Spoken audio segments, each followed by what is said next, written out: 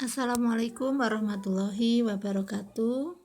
Terima kasih kepada ibu-ibu guru dari Kecamatan Gondang Legi yang sudah berpartisipasi hari ini menyampaikan 4 bahan konsultasi problematika pembelajaran SFH, School from Home. Mungkin kita awali dulu dengan sama-sama membuka paradigma kita. Kalau selama ini SFH hanya kita pahami dengan school from home, maka akan kita perkaya dengan sangat fun dan happy. Setuju ya Bunda ya? Jadi S-nya sangat, F-nya fun dan happy.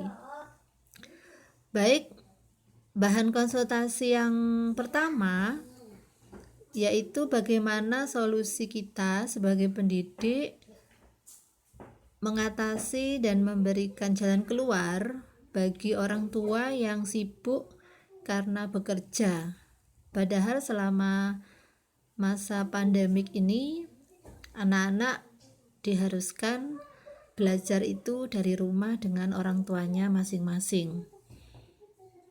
Oke, selama SFH, orang tua harus difahamkan betul bahwasanya tanggung jawab pendidikan itu bukan semata-mata di tangan sekolah atau guru, melainkan adalah tanggung jawab kita sebagai orang tua.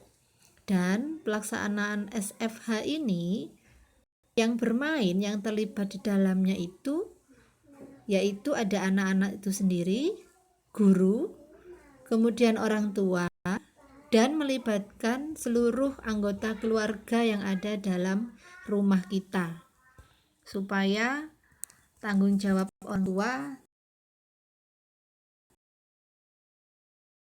tidak mereda. Jadi yang harus kita berikan pengertian supaya orang tua merasa, oh ini kita SFH-nya tidak sendiri gitu ya, tapi bersama-sama, merupakan tanggung jawab bersama. Kalau biasanya pengalaman saya di kelas saya juga sebagian besar itu orang tuanya bekerja, bahkan mamanya, ibunya itu juga wanita karir yang rata-rata pulangnya itu di atas maghrib. Lalu apa yang bisa saya lakukan? Tetap memberikan motivasi, semangat kepada para orang tua, khususnya bunda, ibu-ibunya itu, dan memberikan sedikit dispensasi, kelonggaran, dalam artian untuk menyampaikan laporan kepada ibu guru itu di jam-jam yang mereka sudah longgar, mungkin di atas isya.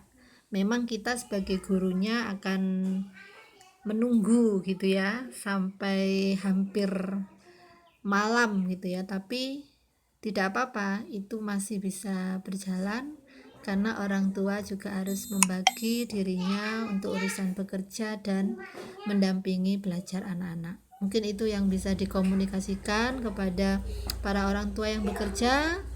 Tetap tanggung jawab pada orang tua, dan untuk waktu pembelajarannya bisa waktunya fleksibel, tidak harus di jam-jam sekolah seperti normal biasanya. Untuk selanjutnya yang masalah kehabisan kuota itu memang serba-serba gampang-gampang susah ya, karena kita pun gurunya juga kadang-kadang ketar-ketir ini kuotanya cukup apa tidak.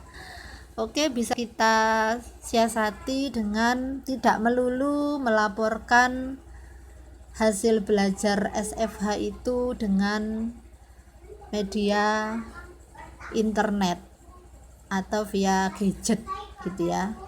Jadi bisa sesekali kita siapkan semacam form laporan yang itu bisa orang tua menulis atau memberikan catatan berupa checklist dan sebagainya. Nanti di waktu yang sudah disepakati orang tua bisa kita undang ke sekolah dengan bergiliran untuk mengumpulkan apa-apa yang sudah dilakukan di rumah. Itu juga sudah saya lakukan di sekolah, jadi tidak semuanya laporan itu by HP gitu ya. Jadi orang tua juga sangat terbantu dan juga untuk sedikit melepas kangen gitu ya, bisa ketemu di sekolah dengan jadwal yang teratur dan tetap SOP selama masa pandemik.